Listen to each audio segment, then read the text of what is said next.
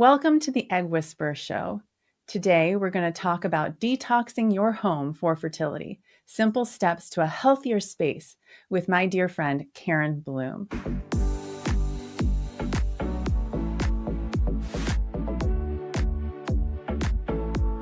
Did you know that hidden toxins in your home could be affecting your fertility?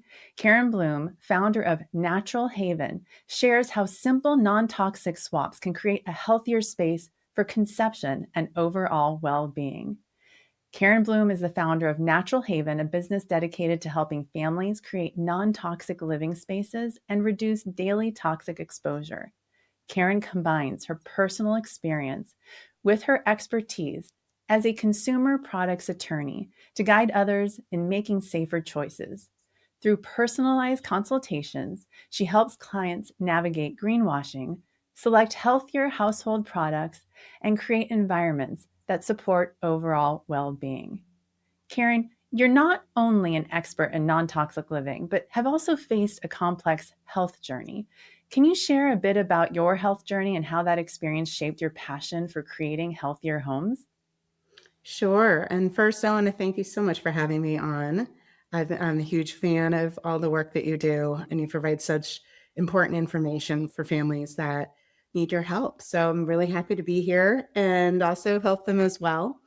And I will start a little bit back in my journey. I started off as a consumer protection attorney in Washington, D.C. I brought cases against manufacturers that were creating products for consumers without telling consumers about the harmful chemicals that were in the products. And so I tried to fight for more transparent manufacturing and change manufacturing practices in general. For example, I sued DuPont because of the PFOA at the time in Teflon and not disclosing to consumers the harm of cooking with their nonstick cookware. I sued baby bottle manufacturers for BPA in baby bottles and baby formula manufacturers because the cans were lined with BPA. And we'll talk more about what those chemicals mean and do later on. I have always had a focus on consumer information and health. And then a number of years ago, I had came down with a mysterious illness after backpacking in the mountains, and I broke my ankle at the time. And I became disabled. I couldn't work. I was just debilitated, had chronic fatigue and pain and brain fog. And it took many years to figure out that I had Lyme disease. I'd been bitten by a tick in Shenandoah while hiking. And I also had mold toxicity from some mold in my condo at the time and a couple of other issues. And it took me a long time to rebuild my health and gain my strength back, calm down my nervous system. And one of the symptoms of Lyme and mold can be becoming hypersensitive to chemicals, so chemical sensitivity. And I had that. So I'd already been living a pretty clean life, knowing what I had known in my consumer protection career, but then also had to be super careful about what I was bringing into my home, and found that it can be really hard to bring safe, natural, non-toxic products and find them, and also figure out what is being greenwashed and what's a true product. And once I regained my health, I had a baby and was very concerned about what I was bringing into my home for her sake and what she was crawling on and putting into her mouth. And so it's just a full-time job to research these safe products and find them.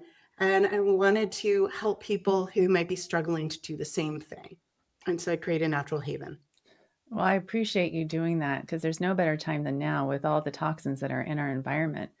And many people don't realize that common household products can impact fertility. What are some of the biggest hidden toxins in our homes that may affect reproductive health? And how do they affect one's health in general and reproductive health in particular? On a macro level, just for the general population, everybody is bombarded with a myriad of chemicals every day, and most of them have not been tested for human toxicity. We bring them into our living space through what we buy and through the activities that we do, and they're hidden everywhere. So some of the chemicals I'm talking about are BPA, as I mentioned, that's bisphenol A. Now there are products that are claiming to be BPA free, but they substitute it with bisphenol S or bisphenol F, and they have basically the same issues. So today I'll be talking about BPA, but including the whole umbrella, and something called phthalates, parabens, formaldehyde, perfluorinated chemicals, which are PFAS, which a lot of people have heard of as forever chemicals, and that's not nonstick quality.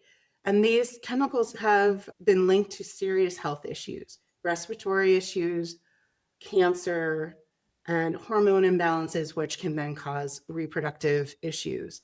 And our bodies can only detoxify so much before it becomes overwhelmed.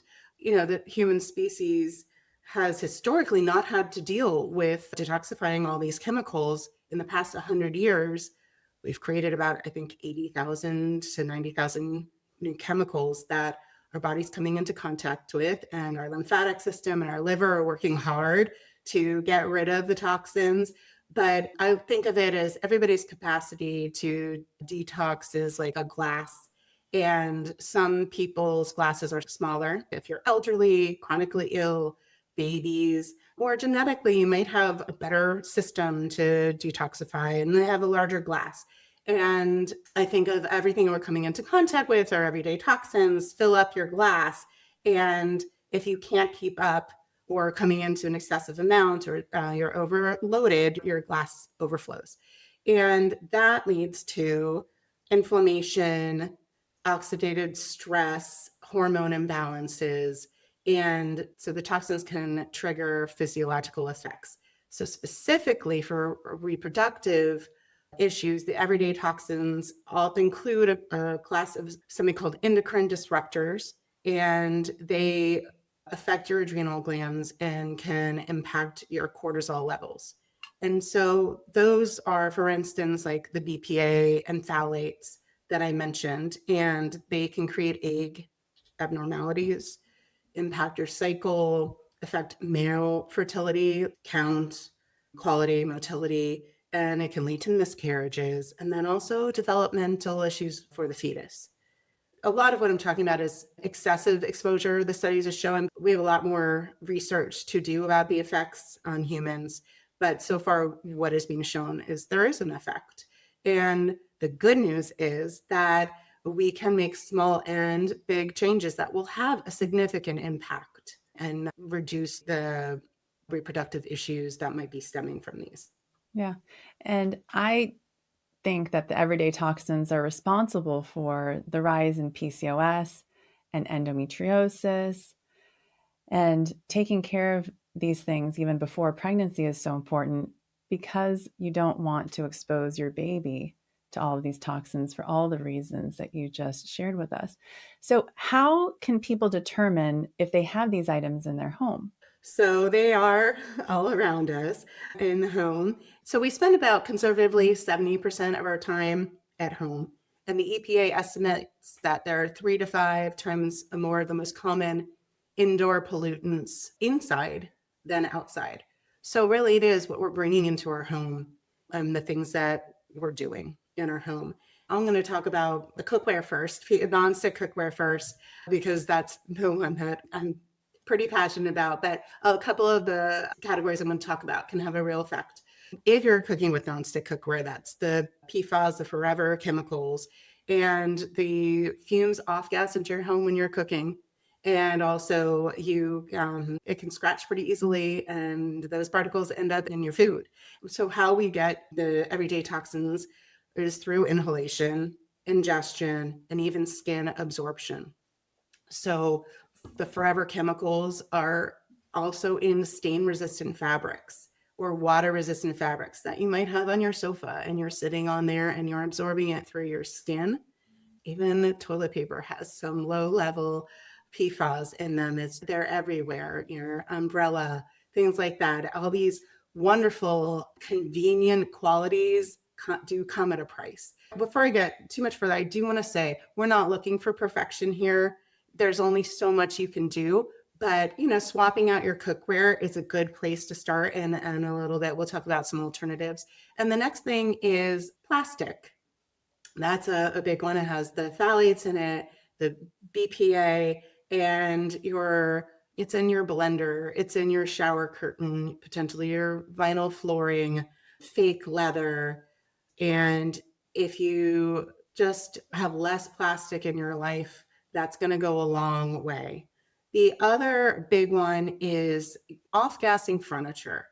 So a lot of furniture is made of fake wood, synthetic bricks, your mattress of memory foam, your dresser or cabinets are made of particle board or multi-density fiber boards, these fake woods that are like adhesed together with formaldehyde infused glues. These are off-gassing when you bring them in and then continue through for a number of years. And for carpet, especially like carpet that's made with plastic, I've seen studies showing that carpet can off-gas for 30 years.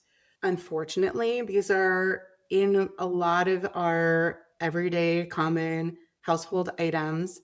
And if you're cognizant about it and consciously purchasing, you can avoid them. And I can talk a couple about some swaps too. Yeah, yeah, I would love to. Basically, some of the easiest and most impactful swaps that our people who are listening to this right now can make, what would those be? So again, with the cookware, swapping that out for stainless steel, titanium, cast iron, and purchasing furniture that is made out of natural materials, cotton, wool, solid wood, fibers that how we used to make things. And a big one is about purchasing an air purifier with a HEPA filter, so a good quality air purifier, and running that, and swapping out in your kitchen your plastic storage, glass containers, and swapping out your cutting board, for instance. I use glass. It is hard on your knives, but there are alternatives that you can, metal and wood, which are going to be better than plastic. So I'm thinking that there should be a furniture line called Fertility Friendly Furniture, I right? love it. I see that store coming Let's up work on soon. it. So not everyone, I mean, a lot of these things are really expensive, but what if you don't have the budget for swapping out all your products and your furniture? What can people do to change their environment who are on a budget? Absolutely. There are a lot of simple ways of cutting some things out and some very budget friendly swaps, starting with your cleaning supplies. If you're using conventional cleaning supplies, that probably has ammonia and bleach and harsh chemicals in them, and lots of fragrances, which again probably are phthalates. I recommend doing what my grandmother did, which is using vinegar. I use baking soda, I use Castile soap, and you might need a little extra elbow grease, but it works really well and smells a lot better. Also, a budget friendly item. If you have an HVAC unit and you have an air filter, getting just the highest quality one, like the allergen level one, and changing that out every 3 months. And you're going to be amazed at how much it collects. I'm always amazed. And also, again, fragrances across the board. So laundry detergent, cologne, perfumes, deodorant, all of these have the chemicals we're talking about and aren't going to be that expensive to swap out to the unscented version, and even better, finding the one that's a little more non-toxic and doesn't have all the ingredients that you can't pronounce.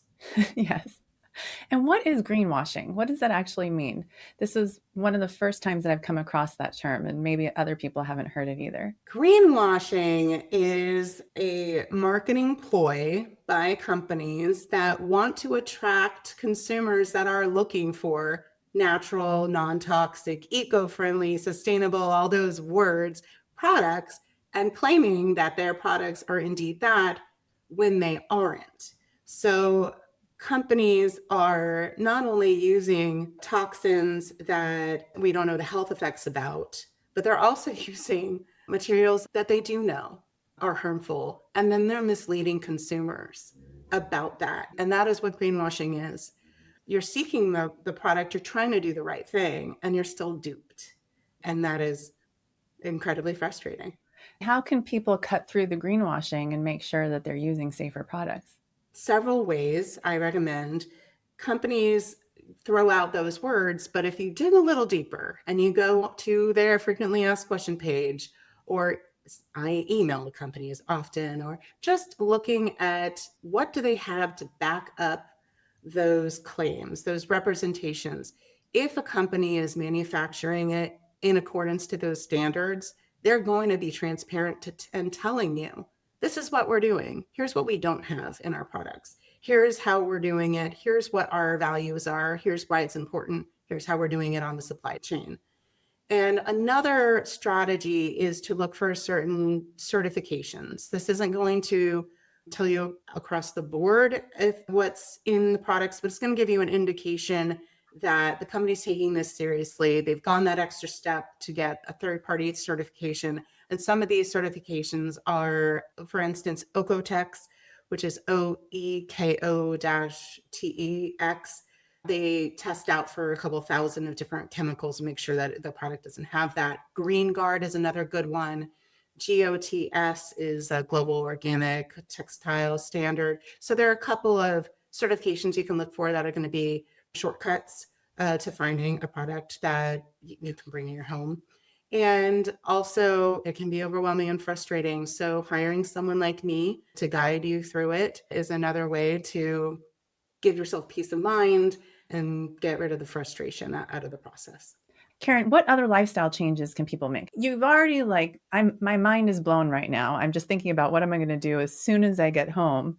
But are there any other things that I should know about? I have some examples that will still make a big impact and again are probably pretty easy to do. So the number one thing that I'm surprised by all the time is when people are cooking, especially with gas, they're not turning on their ventilation fan over their range, over their oven or their stove. So turn that fan on. You're releasing a lot of fumes when you're cooking, especially with gas, formaldehyde. For one, open up your windows and doors and do that all the time. Just getting more airflow in your space and getting the indoor air pollutants out is very helpful. Drinking a lot of water can help your body with the detoxification process. And also eating antioxidant foods like blueberries and broccoli will help combat the oxidative stress that these chemicals can bring on. In general, good advice is to eat whole foods, non-processed foods, pesticide-free foods. When you're buying processed foods, they're coming in packaging. And that's, again, exposing you to more plastic, more BPA. If you're eating fast food or takeout, those cartons have the PFAS, the forever chemicals in them that make them non-stick. And during the processing or manufacturing process for a lot of foods, they're encountering the soft plastics that are made of phthalates. So they have a higher level of phthalates in them. So cooking for yourself, knowing what you're eating, that can go a long way. I want to mention one other thing that a lifestyle tip, it's not necessarily a toxin, but it is something that I think is important. So I want to talk about EMS for a second, electromagnetic fields. There needs to be a lot more science in this area, but some of it indicates so far that EMFs, which are electromagnetic fields from basically every electronic device we have, can affect male fertility for one. There's been some studies, and you can probably speak more to this than I, but doing simple things like turning your Wi-Fi off at night, putting your phone on airplane mode if you're keeping it in your pocket, not sleeping with your phone next to you, once you do have a baby, not putting a video monitor right above their head, things to decrease the level of EMFs in your life. I think one is good for health in general and also reproductive health. I don't know that I can do the whole phone thing, but I'm going to try. I do. Basically, it's attached to my body 24 hours a day. But I think that's very important. That's very helpful information and good advice. And it's a new technology relatively, Yeah, so we'll find out years to come what effect it's having. But I feel being precautionary is the best medicine. I think you're right. I had a patient, this is maybe like 15 years ago. So this was back when everything was paper in the office and we would print out receipts for people. And she told my front desk assistant, I'm allergic to paper. And she actually even included on her allergies paper. And I was like, I've never heard that before. But she was worried about BPA because receipt of the receipt paper. Now, because of her, anytime someone tries to hand me a receipt, I'm like, just throw it away, put it in the bag, or just email it to me. I don't want to touch it. So I would love for us to now dive into Natural Haven and the personalized consultations that you provide your clients to create a non-toxic living space. Walk us through what a home makeover looks like. I provide in-home and virtual assessments. I go through all your products, personal care products, cleaning products, what you're cooking with, and help you identify problematic products that you might want to switch out. And then I provide the recommendations in a report of what you can swap it out with so you don't have to do all that research. I've done it for you. That's great. And how long does that process take? I have different options, and you can go room by room, or you can do your whole house.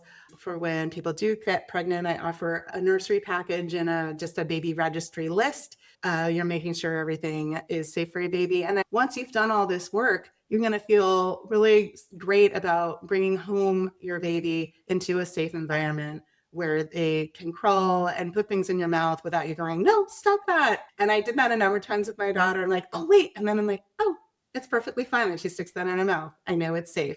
And that is just one less thing you have to worry about in a moment of relief. Oh, I love that baby registry list. Do you offer cards like for someone who wants to buy? And where can they find that? Absolutely. So my website is www.naturalhavensb.com. So sorry to spell it the whole thing. www.naturalhavens, as in Sam, B as in Barbara.com. And I have free guides to download on there, simple ways to reduce the toxins in your home, and then also some baby registry ideas as well. And you can follow me on Instagram at Natural Haven SB. And I provide a lot of tips there too. I also offer a complimentary discovery call so you can chat with me and we can figure out the best way to move forward and if I can help you. Oh, great. Well, I'm so glad you're doing this work, Karen. I appreciate the fact that you took time out to talk to us. Is there anything else you'd like to add today? Oh, I just want to reiterate that you can't be perfect, and stressing about this is going to be counterproductive. So really doing a couple of things, making as big of an impact with more bang for your buck, a lot of the things that I listed, and these are going to have over your lifetime benefits, just like eating well and exercising. So in general, these are all good things to do, but also especially if you're trying to get pregnant. And thank you so much for having me. This has been a joy. Thank you, Karen. I appreciate you.